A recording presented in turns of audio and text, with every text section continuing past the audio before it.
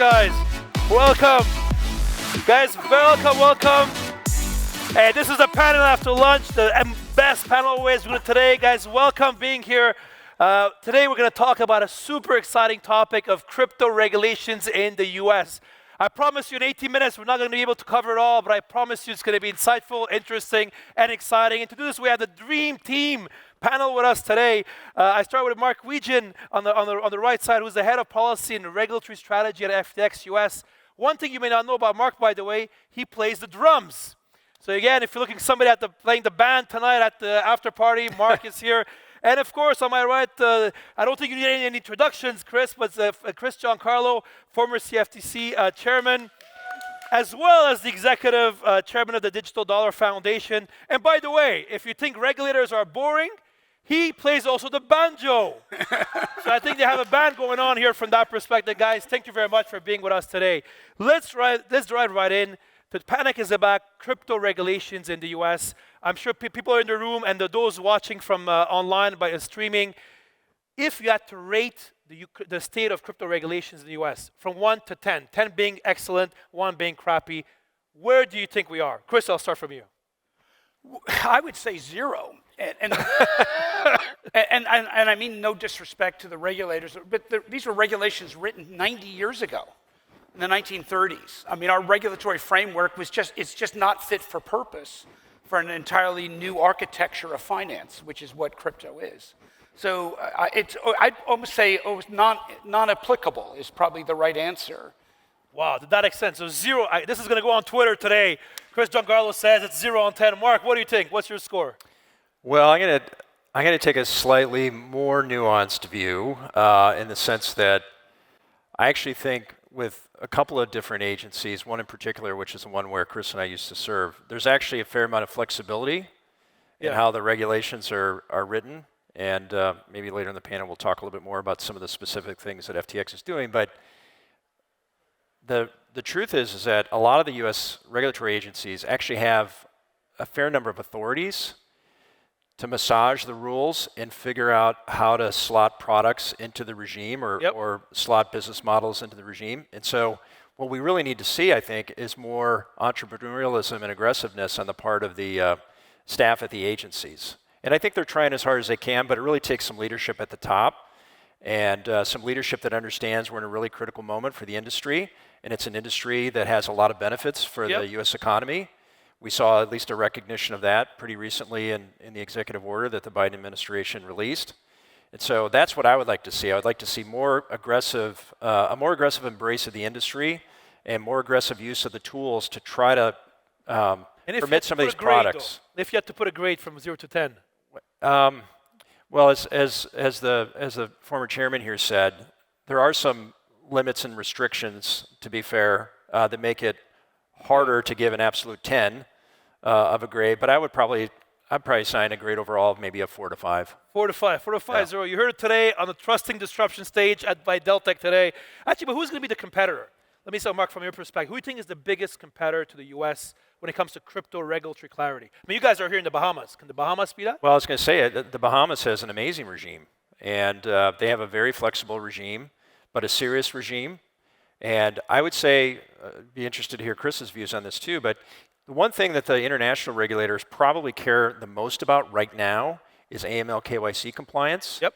And the Bahamas jurisdiction is a jurisdiction that's a member of the FATFA community, so it has very strong standards. And that's sort of baseline table stakes as far as what a jurisdiction needs to have credibility. And then above and beyond that, we have a very flexible regime here in the Bahamas that permits this industry to flourish. Chris, what do you think? I mean, who should we be worried about from a U.S. perspective? Well, I think we need to worry about ourselves. And the reason why I say that is I think actually the biggest competitor to a competitive multiplicity of cryptos is a unitary approach run by central banks where they say the only standard will be one we create. And that's in fact what you have in China right now. With the emergence of its digital yuan, its ECNY, in order to prevent competition, they've banned competing non-sovereign cryptos. If you read the utterances out of the European Central Bank, there is nothing but FUD toward non-sovereign crypto, and there's nothing about, except for positive statements about the likelihood of a digital euro.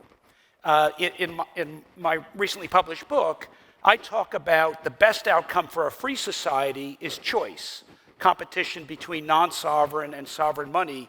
My worry is, if looking at China and Europe, the trend seems to be that the central bank and the central state's response to the rise of crypto is to usurp it and say, well, we'll roll out the crypto, it'll be a digital currency, and we'll then bar competition to it. So I think the worry in free societies is that we follow the Chinese model, as opposed to what got us here, which is the model of competition, of choice. And I think the best protection of individual liberty is choice of digital currency between sovereign and non-sovereign. We're talking about that. I mean, not to jump right in, but I mean, you've been very involved with the Digital Dollar Initiative, right? Yep. That's a great example of a private sector-led initiative.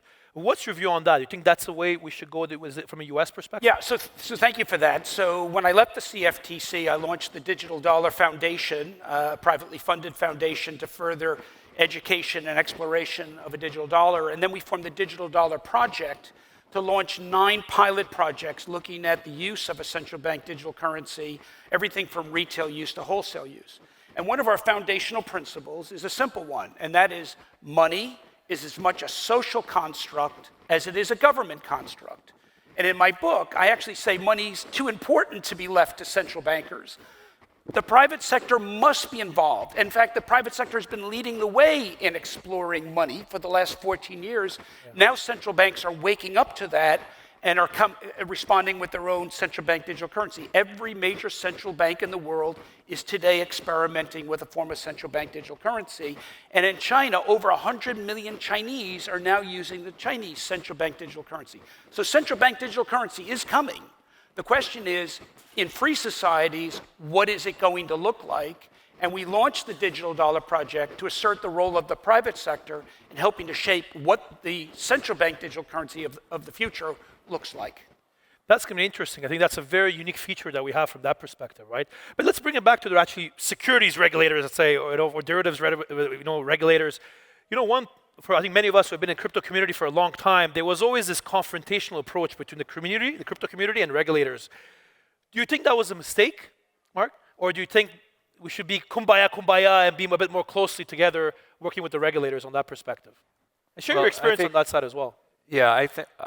Well, first of all, I would say, by and large, my experience, even looking back at my time when I was in the official sector, when I was interfacing with the industry at that time, it was always very positive.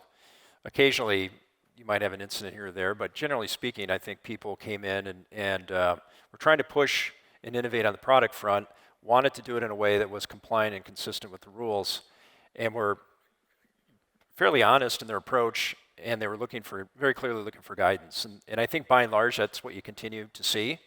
I think that any constructive process is one where people are willing to learn from the other side and are willing to give a little bit. And I think it's a very, very similar process when you talk about licensing and registration, and even policymaking, which leads to licensing. But do you think regulators have done a good job in marketing themselves? How the licensing works, and how open they are to attracting crypto firms?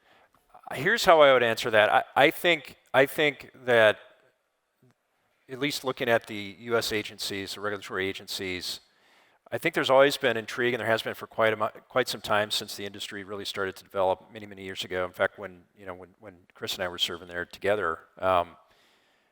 But I think there's been a slowness in understanding the real opportunity and leaning into it and really doing something about it to seize it, and recognizing some of these other bigger principles and mandates that all these individual agencies have, but are sometimes lost on the staff when they go through the day-to-day operations of their jobs. And let me give you a couple examples. The CFTC, the Commodity Exchange Act, is a body of legislation that created the CFTC, the Commodity Futures Trading Commission. Yeah.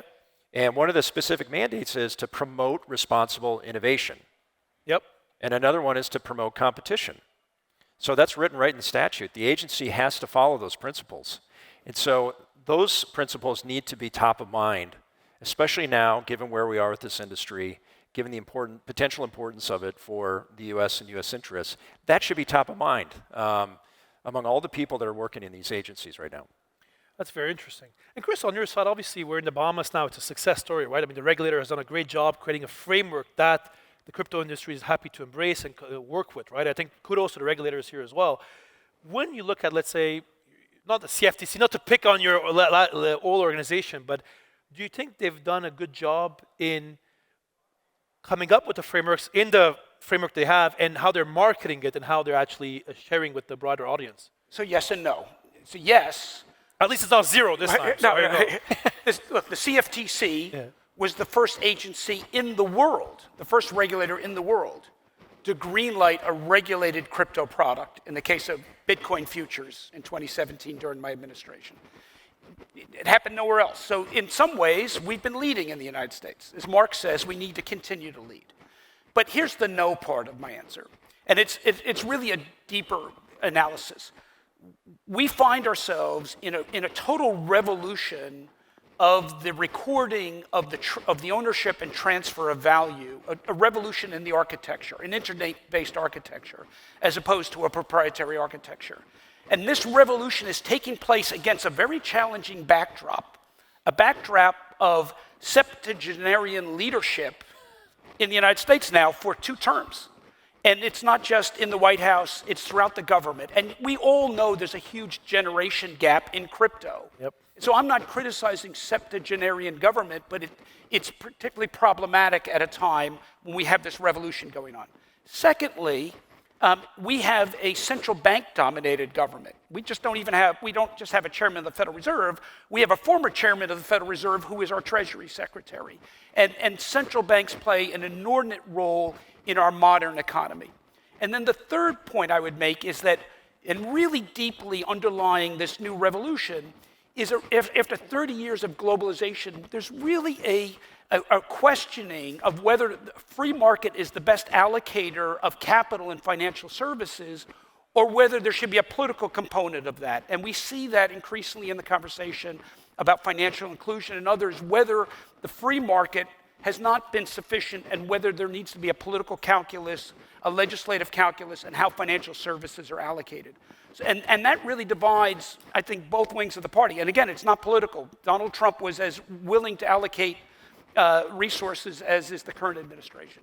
And so with these fundamental underpinnings, I find this new crypto revolution is really facing some real headwinds simply because the receptivity that has been there at other points in our history for financial innovation is not there as much. There's a lot of questioning. And so that's something that I think is going to play out over the next few cycles of Congress. It's going to play out with this administration, next administration. And I think it's got to play out before this innovation gets the embrace that ultimately I believe it will, because I'm speaking for the United States, but the West generally, we've generally embraced innovation in the long term.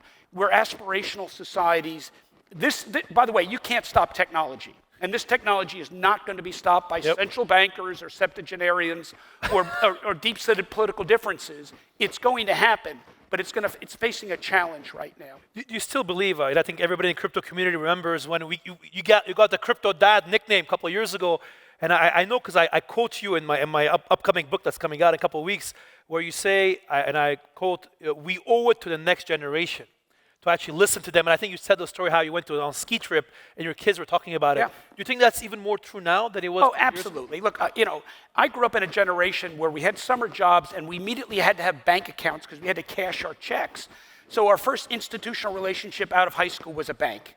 For my kids in their 20s, they had relationships with social media providers, with online gaming play games, with mobile providers, with online retailers, with social media companies, long before they set foot in a branch bank. My kids have been trading tokens since they were 13.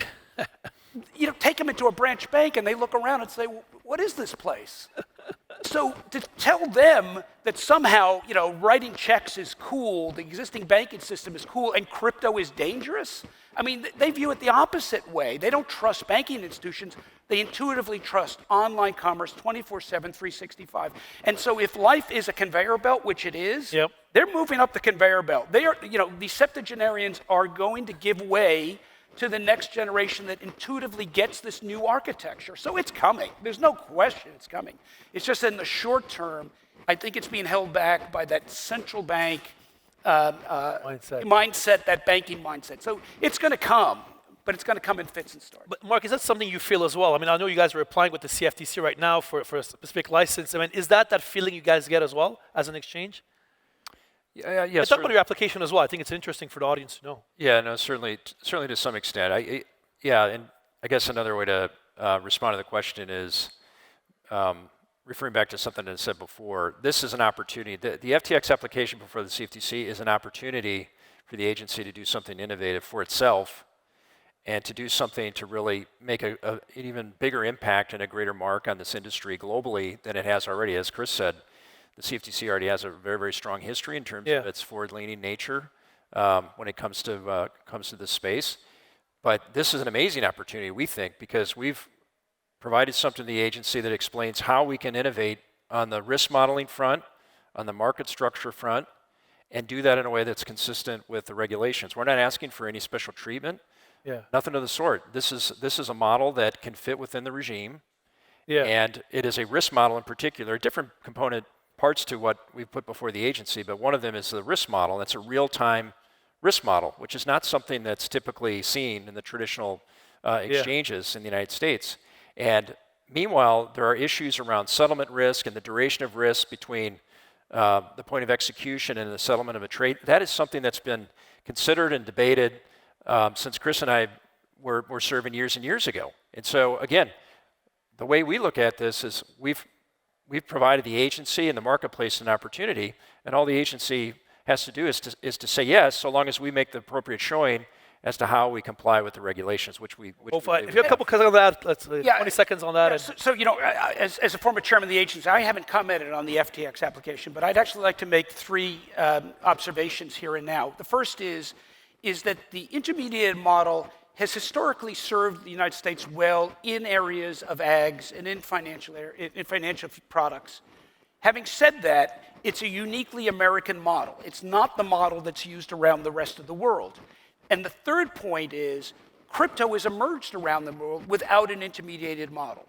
So for the CFTC to now come in and say it must be intermediated because that's how we do things in the US, is to actually impose an element on this emerging market that the market itself hasn't put in place. In other words, there hasn't been this organic demand for it. So what I would say is, were I chair, and I'm not, but if this application were before me in chair, I would say, let's experiment with it, as we did in so many other things.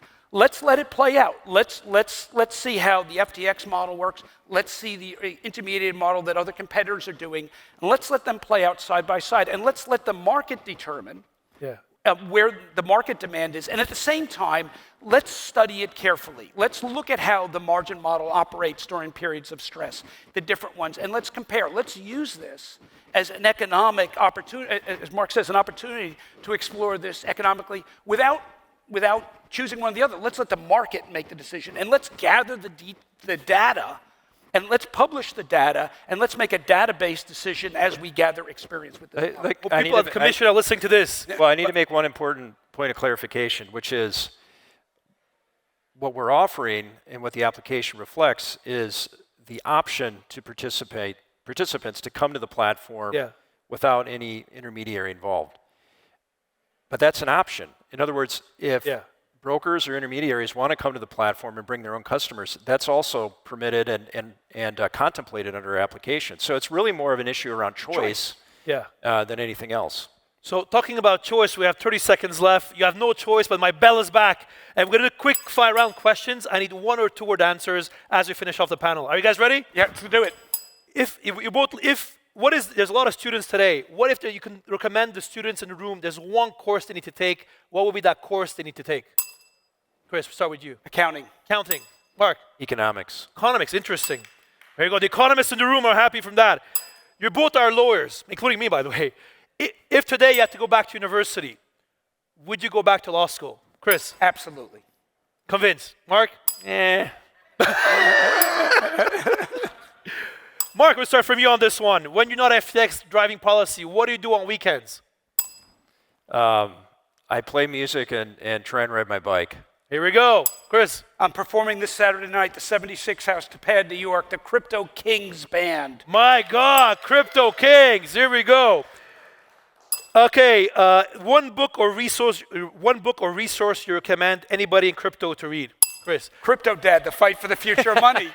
Very objective there, very objective. Mark? The Ascent of Money. The Ascent of Money, yeah, very good book actually. Okay, and the last question to finish it off on today on Crypto Bahamas and the Disrupting Trusting Innovation panel. If you could have dinner or lunch with one person, dead or alive, lunch or dinner with one person, dead or alive, who would it be? Mark, we're starting from you. Well, I met her last night, so she's top of mind, Katy Perry. Hey, Chris, to finish the Trust and Disruption panel today on Deltec. Teddy Roosevelt. Teddy Roosevelt, here we go. Hero of mine. Guys, thank you very much for being with us. That's all the time we have. See you guys later this afternoon. Thank you.